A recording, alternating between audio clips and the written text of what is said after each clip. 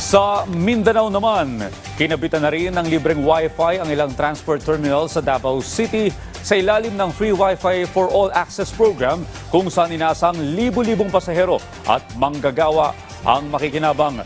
Yan ang ulat ni Jaira Mondes ng PTV Davao.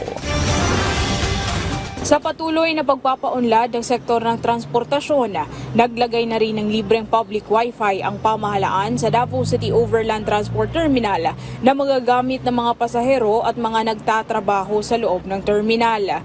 Ang libreng public Wi-Fi ay bahagi pa rin ng Free Wi-Fi for All Access program ng Department of Information and Communications Technology o DICT. Ayon sa pamunuan ng Davao Terminal, malaking tulong ito sa mga pasahero na nangangailangan ng internet connection.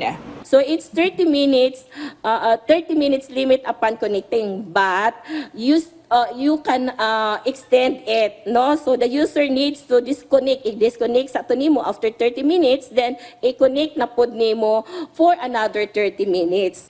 Ikinatuwa naman ng estudyante na si Bruce Padrena ang naturang public Wi-Fi sa terminal, lalo pat araw-araw itong bumabiyahe papauwi sa kanilang lugar sa Panabos City sa Davao del Norte. iPhone kasi, bawal makachat pag walang load. So kung sakali naubusan ka ng load, tapos kailangan mo ng Wi-Fi, tapos wala ka ng barya para makahulog ng piso Wi-Fi. So malaking tulong to para sa mga estudyante, lalo na sa mga iPhone user rin. Malaking paginabang naman ang naturang libreng Wi-Fi sa bus dispatcher na si Maki dahil online na rin ang paraan ng komunikasyon sa kanyang trabaho. Mas gwapo yun kung naay Wi-Fi kay maka Wi-Fi ka, minras nga nagpaabot ka o mga bus nga o nakay kauban nga para musakay ka. Tinatayang nasa 35,000 na mga pasahero araw-araw sa Davao City Overland Transport Terminal.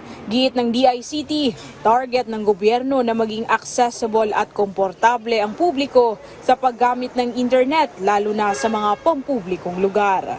Mula rito sa PTV Davao, Jaira Mondes para sa Pambansang TV sa Bagong Pilipinas.